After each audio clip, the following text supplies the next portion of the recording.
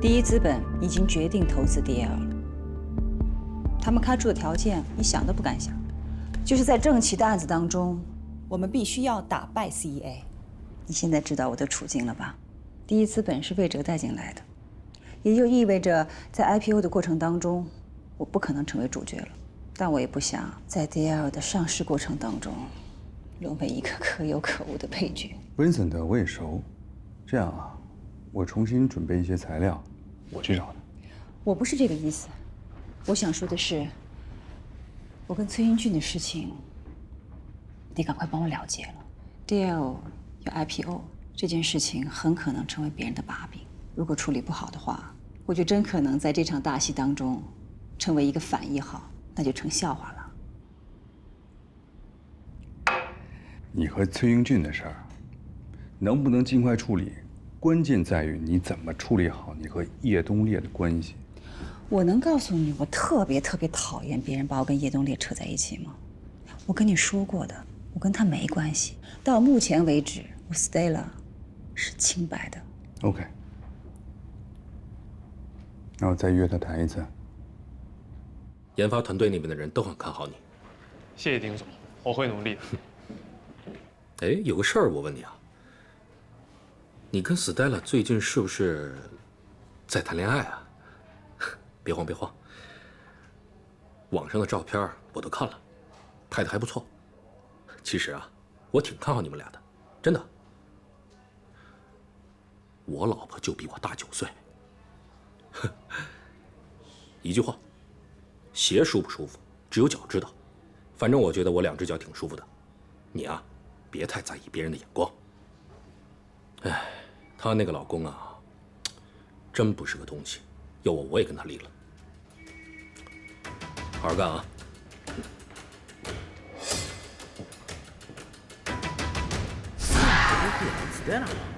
这小伙不错，这小伙子就是前段时间被撞的外卖员的儿子。这俩相差多少岁啊？10岁，这么年轻，够狗的呀！早就觉得他是白莲花，表面上神圣不可侵犯，其实背地里不知道有多风骚。哎，楼主说话要负责任啊，造谣死全家。谁造谣？我是她老公，我们结婚那么多年，我能不知道她什么底线？以前我只是不说罢了。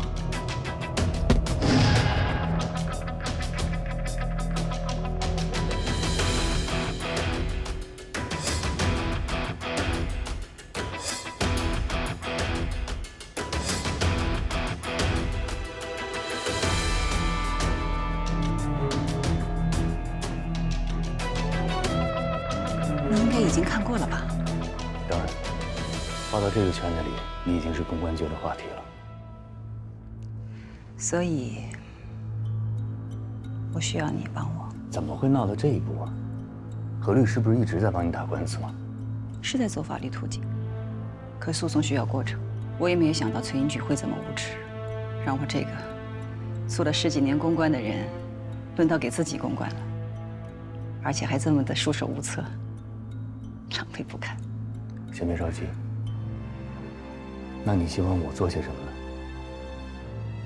查清楚来龙去脉，消除影响，给舆论降温，还你清白。是，我可不想成为上海公关界的笑话。这是我的私事，我想聘请你做我个人的公关顾问，当然，相关费用会支付给你的。我可不便宜啊。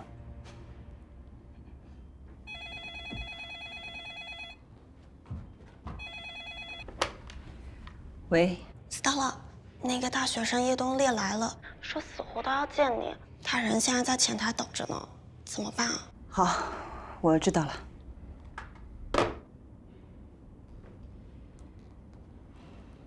不好意思，你现在要马上上岗了。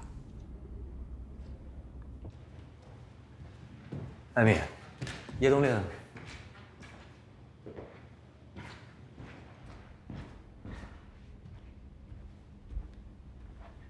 叶东烈，叶先生，来找斯黛拉。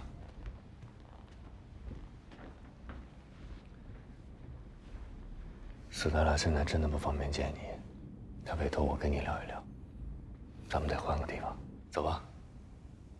电话。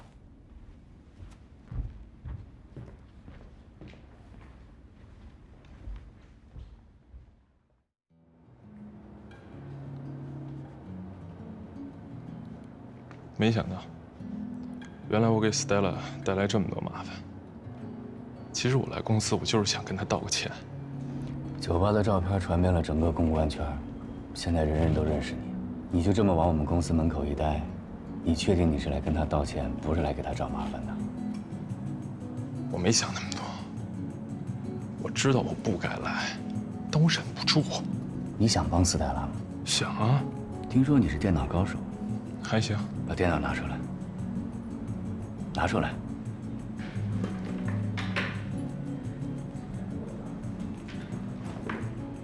打开。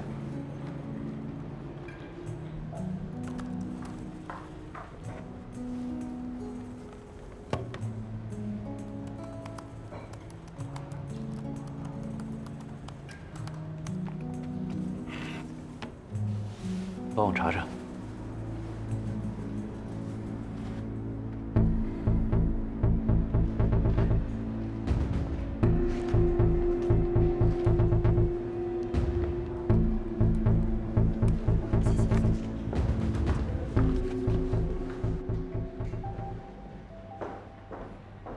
小蛋糕，谢谢。客气。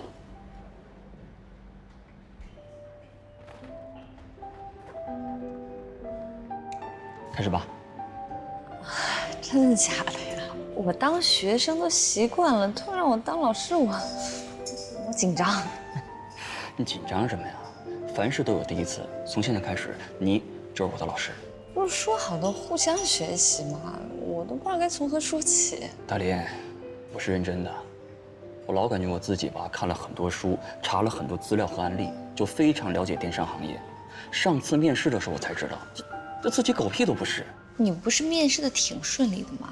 面试顺利，不代表以后工作就顺利啊。所以呢，我想让你好好的帮我补课，以免在以后实际工作中露怯。我知道你江大总裁的身家啊，帮帮忙呗。哎，先说好啊，这个补课费我估计够呛能付得起了。这样，你每给我补一次课，我就请你吃顿饭，怎么样？那我得吃点贵。那你随便吃大餐。我以 DL 传播为关键词搜索，搜出来的是这个。斯特拉堡香小鲜肉，在7天之前，这些关键词的搜索量为0，也就是说根本没人搜这些东西。但是这几天，有人故意在大量搜索这些词，搜索量全部来自上海，发帖人的 IP 地址却来自河南。说清楚点。这些 IP 地址都是假的，有人故意想这么做，想掩盖自己的身份。也就是说，这不是有人一时泄愤，而是一个有计划、有预谋的行为。可能吧。那你能帮我查到真实的 IP 地址吗？我试试。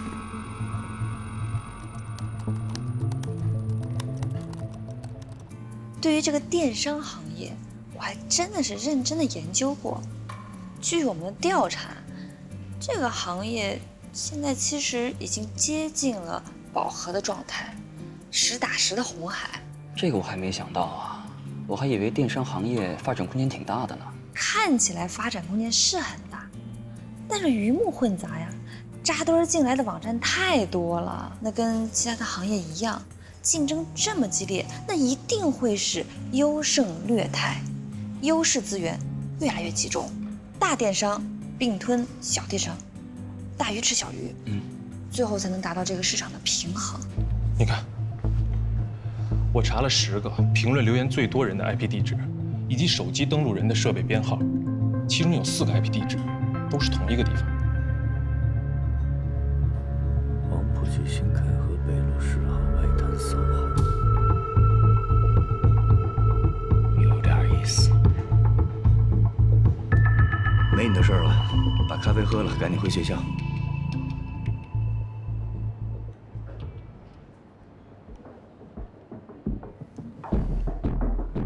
魏先生，我还是想见一下 Stella。别犯轴啊！我就是想当面跟他说声对不起。那你告诉我，你是真的喜欢斯黛拉吗？我就是觉得他对我特别好，我也想对他好。那你知道斯黛拉需要什么吗？第一点是找到自己的位置，第二，确立自己的优势，第三点就是强调品牌的个性化。说的很有道理。现在消费者市场细化越来越清晰了，所以说找准自己的市场定位非常的重要。没错，比如说我们负责的那家态度商城，定位就非常明确，一家有态度的商城，怎么样？不错。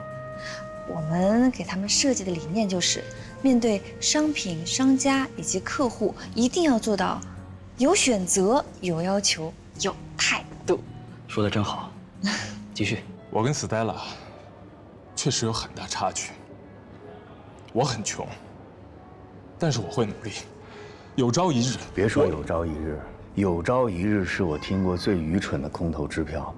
你骗20岁小姑娘还行，对斯黛拉来说没有用。我没骗她，我对她是真心的。那就不要说有朝一日，斯黛拉根本不在乎你能不能成功，更不在乎你在物质上能给她多大满足，知道吗？那她在乎什么？安全感。每个女人都需要安全感，你要让她觉得跟你在一起，她是安心的，不会担惊受怕。跟你打个简单的比方吧，崔英俊现在的所作所为，极大地破坏了斯黛拉的安全感。崔英俊之所以能做到这一点，有一个很重要的原因，是你的出现，让斯黛拉的名誉受到了极大的损害，让她陷入了无法解决的困境。更重要的，是让她的离婚官司变得很难打。你的意思是，我给她带来很大的麻烦？是的，所以如果你帮不了她，至少现在不要再给她添更多的麻烦。如果你真的心疼她，听我的，这段时间不要再来找斯黛拉。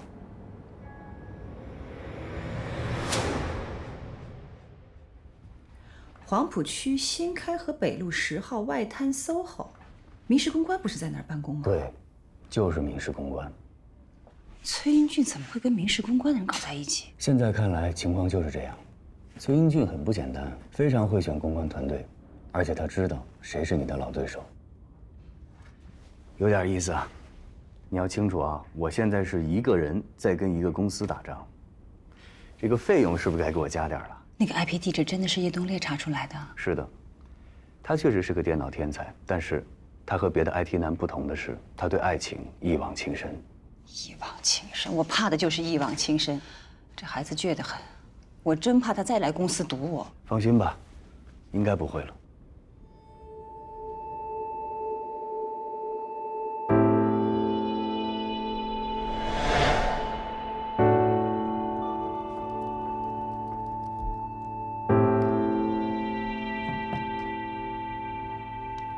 热度在昨天上午达到顶峰，短短几天，全网信息量达到42万条，然后就开始往下走。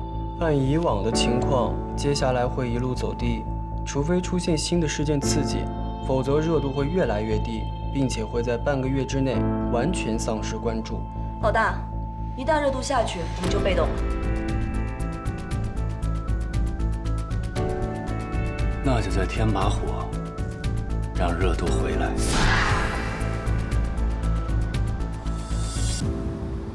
慧珍老师，我可是从来都没有做过街头直播啊，到底行不行啊？什么事都有第一次，别害怕。你说你的那些问题，我问了，万一人家打我怎么办呀？打你你就红了，按我说的做，来，3、2、1 ，Action！ 最近闹得沸沸扬扬的性骚扰事件，想必大家都有关注吧？我是真的很好奇，究竟有多少女同胞遭遇过同样的情况呢？今天我们来到了上海核心金融圈，让我们一起来做一个小小的街头采访。这里，美女你好，怎么了？我想问一下，你最近有关注过 CEA 性骚扰事件吗？你说的是那投行老板性骚扰女下属那件事吧？没错没错。冒昧的问一句，你有经历过同样的遭遇吗？你是？我们在做一个街头采访，毕竟同为女性，想为这件事情提高一点关注度嘛，对不对？哦，这样啊，那算了吧，算了。好的，不是，美女，看到没？被人拒绝了吧？没有人愿意回答这个问题的。邦尼，别担心，性骚扰是一个敏感话题，拒绝的人越多，说明这件事情越要被关注。就算所有的人都拒绝采访了，相信我，我也能剪出一个精彩绝伦的版本。你现在需要的是勇敢、耐心。美女你好，你们是在做直播吗？啊，对。不好意思啊，我有点忙，不好意思。这边。啊，美女你好，我想问。这位美女你好，我想问一下。两位美女，你们好，我，你看吧，我就说没有人会回答我这样的问题的。你好，请问你们是在做关于性骚扰的采访吗？对啊，我遇到过这种事儿。我大学刚毕业的时候在公司实习，我们公司有个领导，每次到大办公室的时候，他都喜欢走到我身后，当着所有人的面，一边说话一边摸着我的头发，就这样。好恶心啊！对啊，超级恶心，我到现在想起来我都觉得浑身不舒服。那你当时就没有做点什么吗？没有，就忍着。你就一直这么忍着呀？对啊，为了工作嘛，而且他又是我领导，我不敢得罪他，我不敢告诉我父母，而且他对办公室里好几个女生都动手动脚的。你们可以去跟大老板举报他呀。那个时候刚毕业，不懂啊，而且找工作又不容易。但我现在特别后悔，这口气我一直憋到现在了。王元良，你也是有女儿的人，你可积点德吧，把你的咸猪手给我藏好了。我之前也遇到过性骚扰，那你方便讲述一下自己的经历吗？喂。可以。怎么样？我戏不错吧？上市公司工作。当然，演的也还行。我可没有表演，我说的可都是真的。我帮你这么大一个忙，你要怎么感谢我啊？我今天晚上在大轩小厨订好了位置，让路易斯陪你喝个痛快。够瘾。都走了，只剩我们2个人。老大，这是什么套路啊？引导。任何的事情都需要引导。你看，现在这才几分钟啊，就已经3万多人在线观看了。我跟你打赌，半个小时以后，这个数字会上升到30万。知道要上下班的时候，我们公司电梯里的人就特别多，总有一个男的，他就故意贴近我，我越是躲，他就往我这边靠。他还是一个部门的高级经理，甚至有一次，他用胳膊肘来蹭我这里。当时我们公司团队正在酒吧喝酒，喝着喝着，我老板就忽然摸我的脸，我跟他说你别这样，他说没关系，还让我别害怕，说这样挺正常的。怎么会有这么不要脸的人啊？对了，我们公司跟 C 爷还同一栋楼。真的？那你要不要考虑把他的名字给说出来？我们给他曝光嘛？啊？还是算了吧。真是气死我了！今天这个采访越做越生气啊！我要考虑准备一点速效救心丸。他姓高，在 JA 公司，他是有老婆孩子的。OK，JA 公司的高先生以及任何有过性骚扰行为的男士，如果你不希望在午夜梦回的时候被自己的恶心所惊醒，如果你不希望自己死后的墓碑上刻着“这里躺着一个下流无耻的人”，那么请你立刻停止这种行为，并且现在对着镜子狠狠地抽自己2耳光。人数超过100万了，还得涨。这个就是你说的办法吗？等热度下来了，下来了吗？什么时候下来？我死了它就下来了。现在全千线满脑子越来越大，连师傅连都找我说要跟我谈谈。我的美国朋友给我打电话问我这个事儿，我这个脸就没了。也是没想到啊，他们竟然搞了个街头直播。你去找他，跟他谈谈，问他要什么。没有时间玩这个。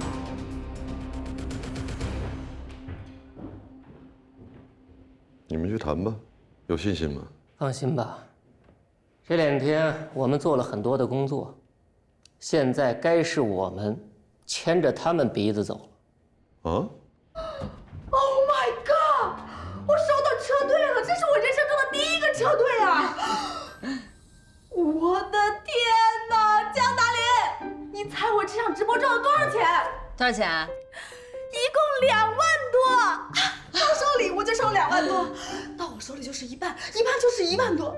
啊，大林宝宝，我才直播2个小时就赚了1万多块钱，你看呀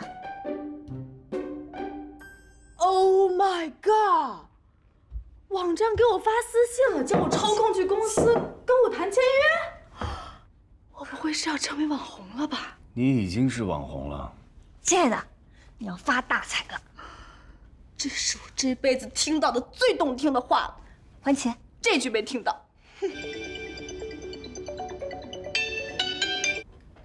喂，好的，江总，CEA 挺不住了，民事公关的人要见我。真让他给猜到了，什么意思啊？这就是他为什么请你上街做采访的原因，看到了吧？把对手给逼出来了。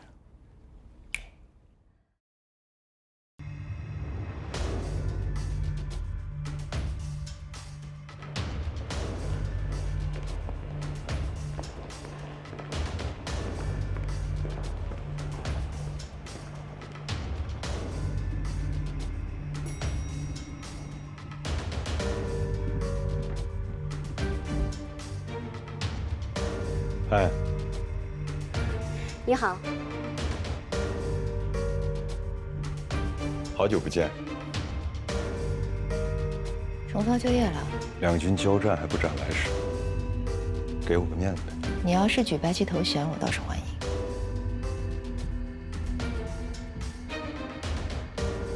这个抒情怎么这么没风度啊？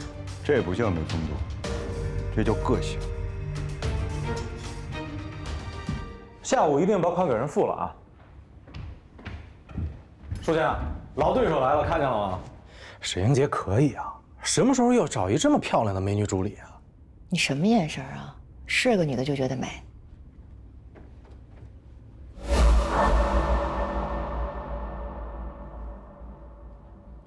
除了应有的赔偿 ，CEA 和方彼得必须公开发声明向郑琦道歉。对不起，江总，我觉得这个要求想法有点多吧？多吗？这是最基本的。我们坐在这里和你们协商，不代表 CEA 和方彼得真的做错了什么，所以冷静，明白吗？那你们来干什么？我觉得今天这个会议可以到此为止了。急什么呀？来了就不能空手。我们带了一些小东西，要不要一起看看？请看大屏幕。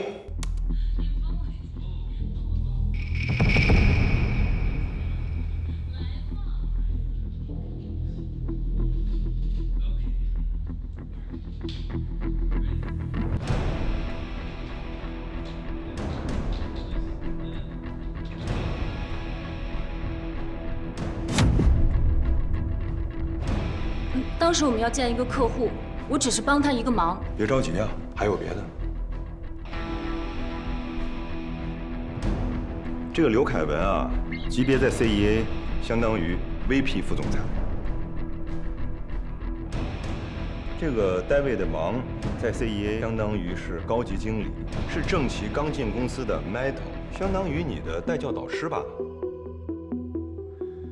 这些啊，全都是 CEA 的监控录像。显而易见，这些视频全都是剪辑过的，谁知道是不是断章取义呢？如果江总不相信这些视频，我可以把视频的完整版全部拿来给你们看，只不过时间稍微有点长。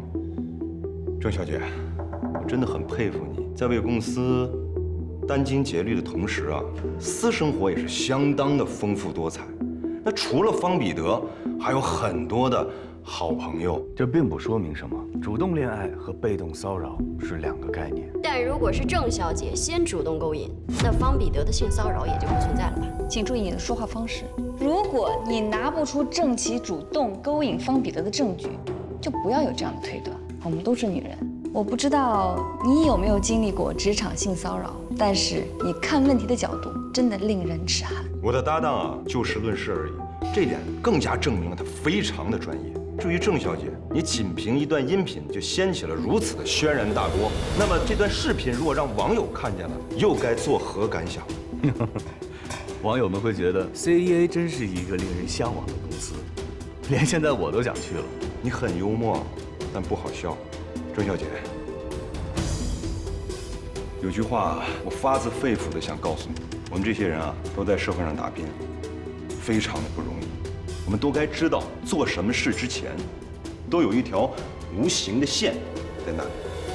我们称这条线叫做边界。你未来的路还很长，面对这条边界，你应该知道什么时候可以把这只脚跨出去，什么时候得把这只脚缩回来。上课就不必了，你坐下。路易斯，你先带郑渠去休息。好。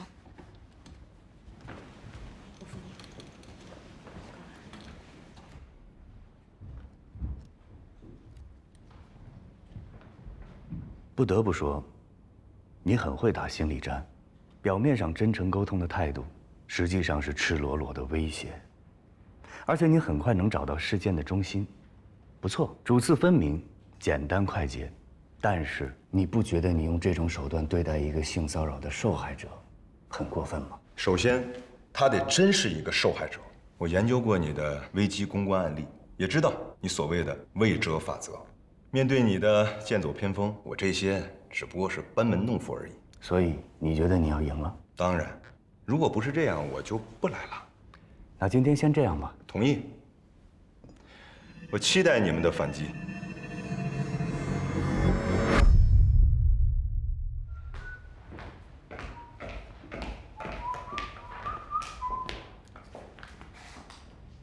干嘛呀？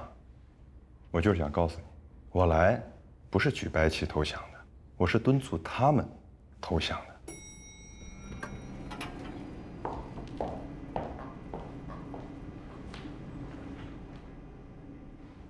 我还会来的。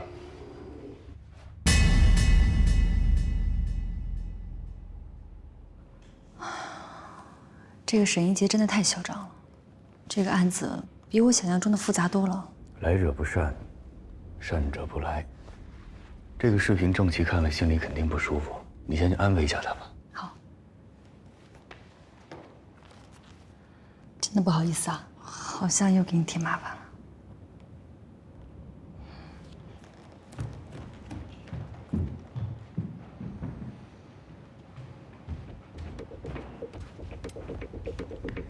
路易斯，跟我出去一趟。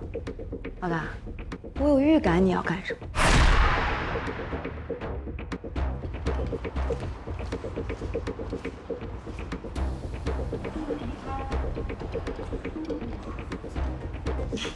你找我？你是郭月？是我，我是迪奥传播的路易斯。你好，找我有什么事儿吗？4个月前，你从 CEA 离职。我们知道你做过方彼得的助手，在离职前曾向公司反映过出差时被方彼得性骚扰，是这样吗？对不起，我拒绝回答。等等，为什么郑琦的长微博一发，你就给他发私信呢？这件事你怎么会知道？这个你不用管。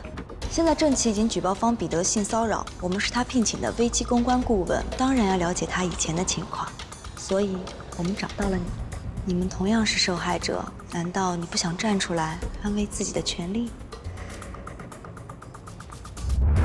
司明镜交了个小年轻，他就是个欲壑难填的人。别看他平时高贵圣洁的，其实欲望心可强了。还好意思说她老公包养小三，她也不知道她自己干了什么。在这儿，我跟你们爆个料：司明镜交往小年轻，而且是个大四没毕业的大学生。我可不是信口开河，我是有证据的。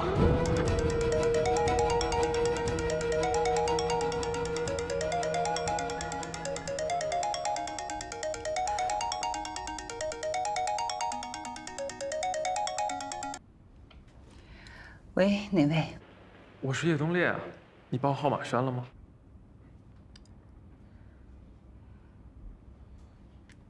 有事吗？我就在你们公司楼下，你有空吗？我有个东西想给你。我不是跟你说过了吗？我们不要再联系了。那这样，我一会儿发一封邮件给你，希望你看一下。知道了。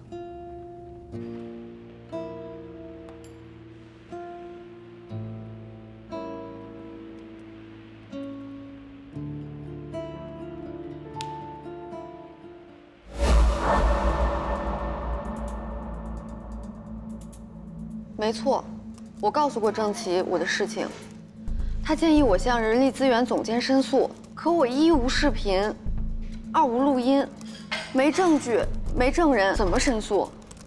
最后的结果就是我辞职，公司赔了我3个月的薪水了事。所以郑琪的事情一曝光，你就给他发私信问他情况了。哪想到他比我聪明啊，居然想到录音。不过他一直都没有回复过我。事情一出，他的社交账号都被我们接管了。难怪。那现在情况怎么样 ？CEA 答应赔他多少钱啊？赔钱？不，现在重要的是让他们要承认这个事实，先向你们道歉。道歉有什么用？那都是虚的。道歉不还是老样子，没有一点改变。性骚扰案件是要背负法律责任的。你再仔细想想，还有没有类似的事情？不太记得了。你仔细想想。我想起来了，方彼得经常会找理由让女同事陪他一起加班，有时候参加应酬的饭局也会趁机揩油。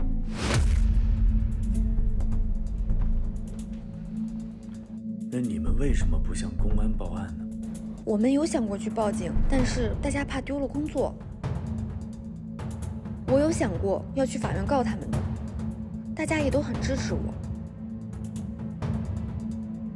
可惜啊，我一无证据，二成本太高，去不了。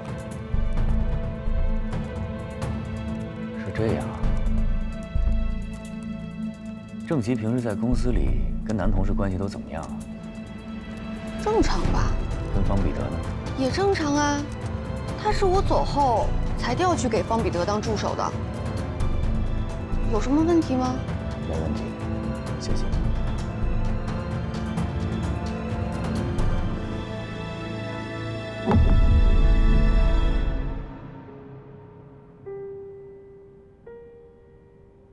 亲爱的 Stella， 我不知道你看到这封邮件会有什么反应。有些话，其实我应该当面跟你说的。那样显得更有诚意，但可惜我这人嘴太笨了。这封邮件的标题，我本来打算起名叫做“关于我们的5年计划”，但那样好像太自以为是了。毕竟我还没有正式跟你表白过。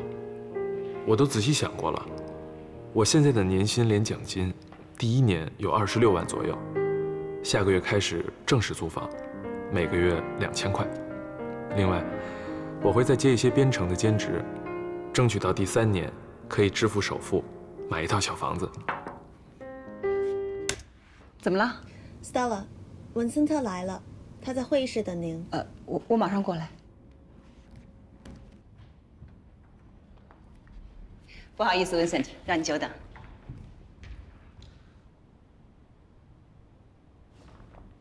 接下来的话，可能会让你不高兴。但是没办法，这都是为了能够顺利的推进第2的 IPO， 希望你能理解。都是为了工作，请讲。我们对第2所有的合伙人都进行了认真的调查，经过仔细考量，我们认为，你 Stella 目前会成为第2 IPO 的最主要的不合协议。你的问题有可能成为我们第1资本和第2合作的最大障碍。这话是什么意思呢？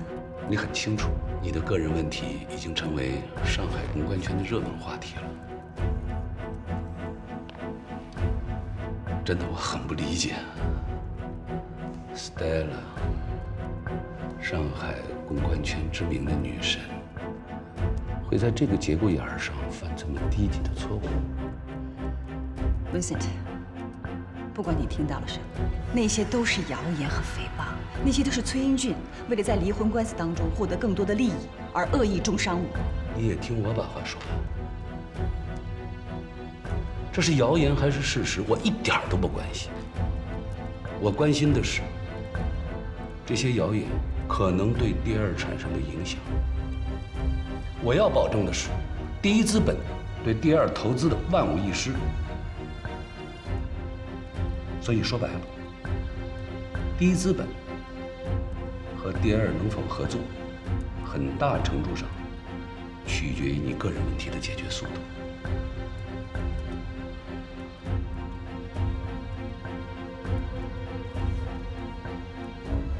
给你2个建议：要么尽快的解决你的个人问题，要么减持或者转让你在第二的股份，削弱你对第二的影响。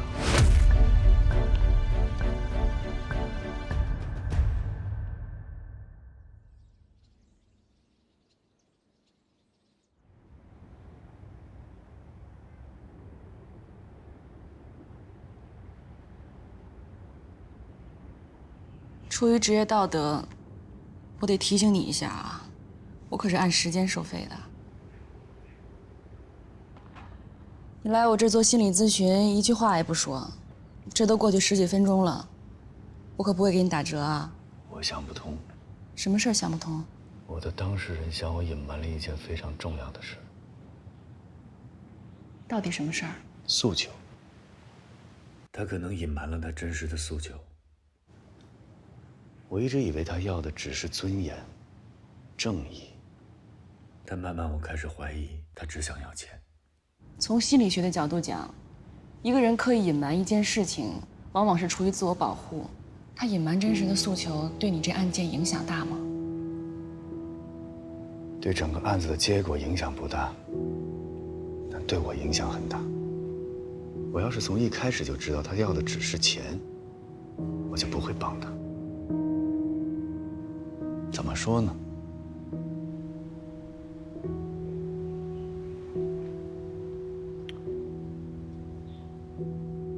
我的那个老板，就是江达林，也是我的学生。他一直说我不分是非对错，我们俩就因为这个，你知道吗？吵了无数次。好，这回我终于决定，我要按照他口中的正义和真相做一件事情。结果呢？我的当事人却变成了只要利益的这一方，这跟我做这件事情的初衷完全是背道而驰的，所以我特别矛盾。我不知道这件事我还要不要继续做下去，我很失落，你知道吗？你不想继续做下去，是因为你觉得你的当事人配不上你这么高尚的付出。是的。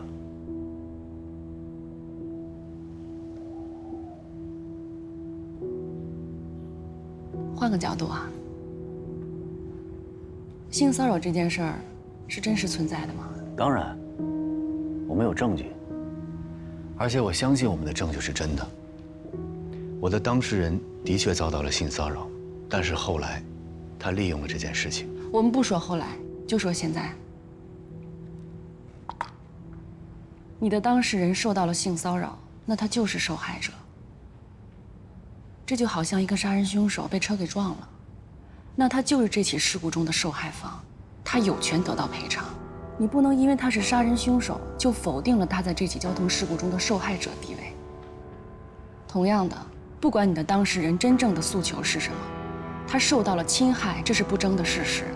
侵害他的人必须受到惩罚。你现在在做的，不是替一个利欲熏心的人讨回公道，首先是要惩罚那个犯了错误的人，这是2回事儿。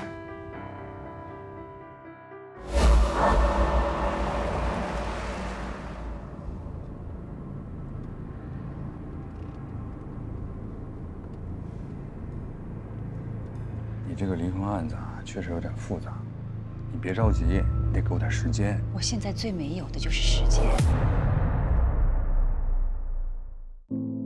之间冒出能哑的声音，才逐渐看清窗外风景。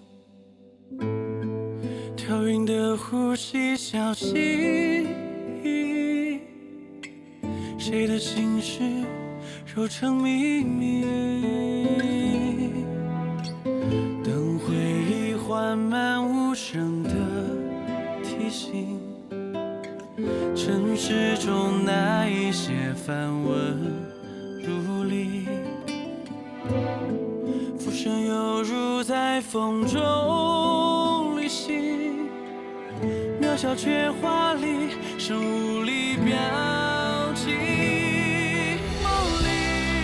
梦里，时光成雨花落地，静听，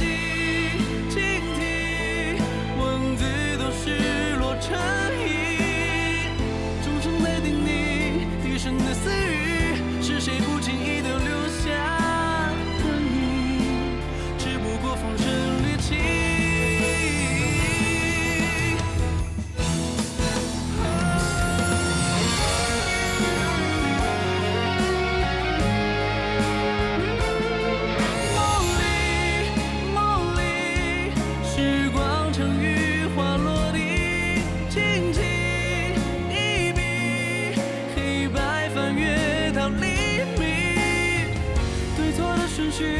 终究得成立，这世界有太多故事。